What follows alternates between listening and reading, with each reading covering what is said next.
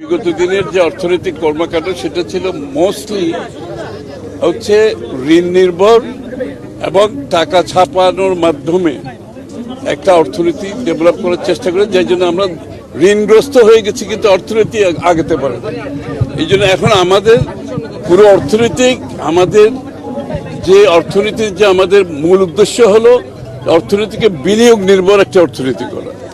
কেন বিনিয়োগ নির্ভরের মাধ্যমে বাংলাদেশের গ্রোথ যদি আমরা বাড়াতে চাই, বাংলাদেশে যদি আমরা কর্মসংস্থান সৃষ্টি করতে চাই, আমরা যে $1 ট্রিলিয়ন ইকোনমির কথা বলছি 2034-এ, সেখানে যেতে হলে আমাদেরকে বিনিয়োগ ছাড়া এবং মোস্টলি প্রাইভেট সেক্টর বিনিয়োগ, বিদেশি বিনিয়োগ, দেশি বিনিয়োগ, যার মাধ্যমে বাংলাদেশের অর্থনীতি এগিয়ে যাবে, বাংলাদেশের মানুষের কর্মসংস্থান হবে, সম্পদ সৃষ্টি হবে এবং সম্পদের মাধ্যমে ট্যাক্সেশন বাড়লে দেশের সরকারের উন্নয়ন কর্মকাণ্ড করতে খুব সুযোগ হবে, সুবিধা হবে। সবকিছু আমরা পিছিয়ে আছি এই মুহূর্তে।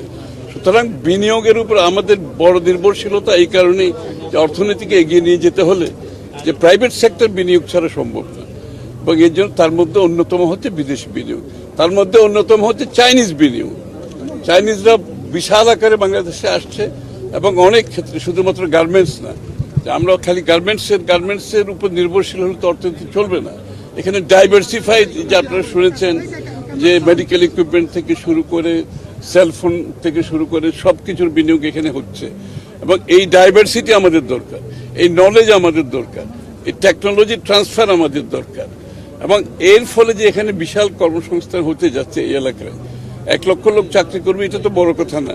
এর সাথে সাথে এই অঞ্চলের অর্থনীতিতে যে প্রাণ চাঞ্চল্যতা আসবে, এখানে সাপ্লাইয়ার আসবে, সাপ্লাই চেন ইমপ্রুভমেন্ট হবে, এখানে টেকনোলজি ট্রান্সফার হবে। সুতরাং সার্বিকভাবে বাংলাদেশের আমরা যে প্রোগ্রাম দিয়েছি, 5 বছর পরে বাংলাদেশের অর্থনীতি যেখানে দাঁড়াবে, আমরা ধরেন 8%-এর উপরে আমরা গ্রোথের কথা বলেছি, আমরা ইনফ্লেশনটা কমিয়ে আনার কথা বলেছি, $1 ট্রিলিয়ন ইকোনমির কথা বলেছি। তো ওখানে যেতে হলে বিনিয়োগ ছাড়া কোনো গতি নাই, দ্বিতীয় কোনো পথ নাই, একটাই পথ বিনিয়োগ। আমি বারবার বলছি বিনিয়োগ এবং বিনিয়োগ করার জন্য এই সরকার পুরোপুরি একটা বড় ধরনের সংস্কারে গেছেন, সেটা আপনারা জানেন, বড় ধরনের ডিরেগুলেশনে গেছে।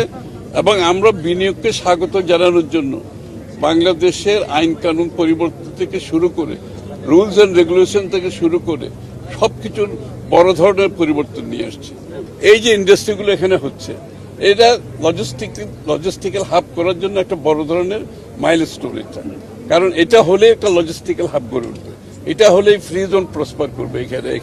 সুতরাং সবকিছু মিলিয়ে আমরা যেদিকে যাচ্ছি ইনশাআল্লাহ বিনিয়োগে, এটা শুধু চাইনিজ জোন না, আমরা বিভিন্ন জায়গায় বিভিন্ন দেশ থেকে আমরা যে ইন্টারেস্ট পাচ্ছি, physical foreign direct investment, local investment এবং ক্যাপিটাল মার্কেটে আমরা বড় ধরনের ইন্টারেস্ট পাচ্ছি, যে ফরেন ফান্ড ম্যানেজাররা আসতেছে। চায়নাকে আমন্ত্রণ জানাচ্ছেন আজকে? এবং আমি চাইনিজদের বলেছি একদিকে এফডিআই আসবে, অন্যদিকে চাইনিজ ফাইন্যান্সিয়াল সেক্টর এগিয়ে আসবে। আমি আশা করি তারা এখানে বিনিয়োগ করবে, তারা এখানে আমাদের টেকনিক্যাল অ্যাসিস্ট্যান্স ডেভেলপ করার জন্য, স্কিল ডেভেলপমেন্টের জন্য তারা টেকনিক্যাল ফ্যাসিলিটিস ডেভেলপ করবে, এবং তারা এখানে স্ট্র্যাটেজিক ইনভেস্টমেন্ট করবে। সাধারণ ইনভেস্টমেন্টের সাথে সাথে কতগুলো হাই এন্ডের ইনভেস্টমেন্ট আছে।